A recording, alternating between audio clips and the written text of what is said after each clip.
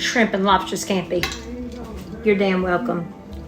Stand by your pan.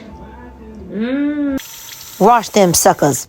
Cut off their little peats and cut them open. Then floof them and wash them again. See, that's poop. You don't want that in there.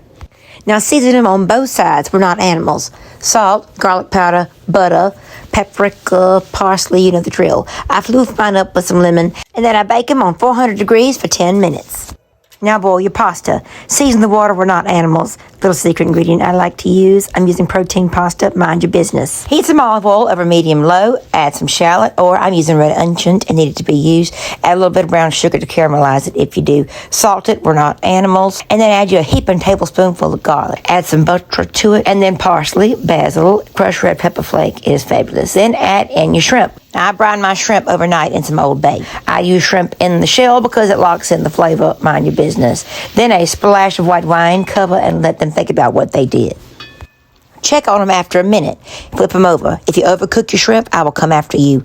Add some lemon juice and remove them from the pan. Then I shell them usually, but leave the tails on. Add some more butter or olive oil, a little bit of Parmesan, a little bit of pasta water if you desire, and then add your pasta. Smoosh it around, let it get well acquainted with one another. Return your shrimp.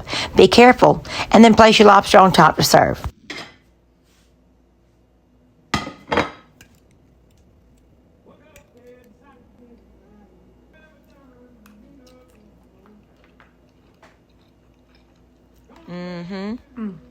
Look at all that cheese and... Stand by your pan.